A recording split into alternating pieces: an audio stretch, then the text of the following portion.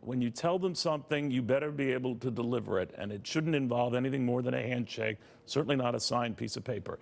That's what this whole government shutdown issue comes down to, and it was brought to light by a man who's a minister by training, the Democratic Missouri Congressman Emanuel Cleaver, who explained some Democrats' unwillingness to work with the president because they don't believe him. And by the way, it's the same position a lot of Republicans have with dealing with Nancy Pelosi and Chuck Schumer. They don't believe them. Let's get the read on all of this and how big an obstacle that is, that you just can't trust the other side in going into a deal because the other side's just going to change their mind. With Washington Examiner's Phil Wegman, senior fellow at the National Taxpayers Union, Mattie Duppler, and Democratic strategist David Morey. I found that kind of interesting, David, that there's an inherent distrust. What'd you make of that? Yeah. Well, you can't trust someone if you're in a grudge match with them. Historically, both parties have had trouble getting to the missing middle in terms of solution. And so that's a challenge, and we're going to have to go beyond that.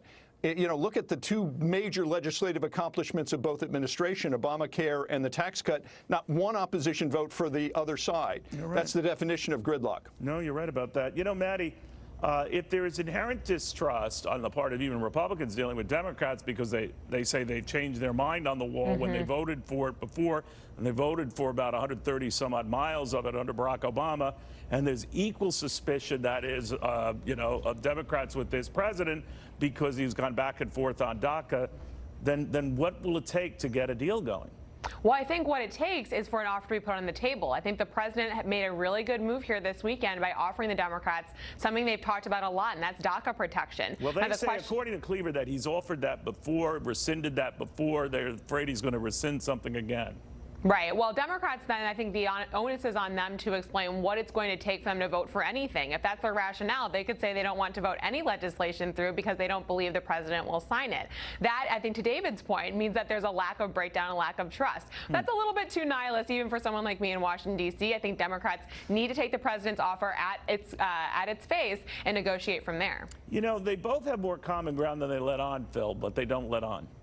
Well, I think that there's something interesting here. There's not just a trust deficit between Republicans and Democrats. There's a trust deficit between Republicans and their conservative base. If you don't think that President Trump actually offered some concessions on Saturday, you're not looking at the folks who are actively skewering him right now. It's not just Ann Coulter. It's also guys who worked on the transition, folks like James Carafano over at the Heritage Foundation, who say that this deal is tantamount to amnesty. So Trump is offering something here, and he's taking a lot of heat from his side. It's going to be interesting to see if Democrats meet him halfway. You're actually quite right about that. And David, I see Democrats, particularly holding Nancy Pelosi and Chuck Schumer to the fire on the same issue, do not give him anything that would appear to be a victory, and do not concede something that you used to vote for in the past.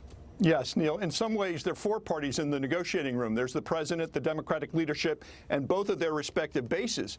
Absolutely. So, in fact, the president's really feeling the political heat right now, and the Democrats have to do more than say no. So they're going to have to rise above this and get to some solution quickly. All right, but how do they do that, Mattie? Well, I think that you have to look at the leverage that the Democrats have and the pressure that's going to come to bear on them. Fast forward a couple of months when we're really in the depths of the 2020 presidential election, it's going to be very difficult for Senate Democrats running for president to say that they rejected any DACA deal that's on the table. If Democrats lose that opportunity now to do something on DACA and Dreamers, which they have said is a priority for their base for so long, they're going to need to explain that vote to, or explain that missed opportunity to their voters. It's going to be a difficult thing for them to do. And then you have all these candidates running for president, Phil, who are going to hold this feet to the fire on this very issue, right? Very true. I think if you look at the incentives right now, though, Nancy Pelosi is able to rally her Congress into a sort of hell no caucus to hold Trump's feet to the fire and stop this. And right now, a lot of those candidates who are running for president, they have a ready-made shutdown talking point. So right now, I think that this is in favor of Democrats. They don't need to change anything because the incentives are such that they're getting what they want. David, real quickly, do you think that party heavyweights running for president right now break from form and come up with an idea of their own, or do they just keep pounding it? I think they do both. They say, first, open the government. Right. Number two, rise above the stalemate. We've all just described, people from both parties on this wire right now described the same thing. And number three, the Democrats are going to have to come up with their own solutions. Quadruple spending, smart solutions, not necessarily just a wall. David, final word on the subject. Mattie, I want to thank you. Phil, I want to thank you. Again, just trying to get to the bottom here and who you trust. But remember that when you give someone your word that you are going to negotiate, keep it, stick with it. And once you do,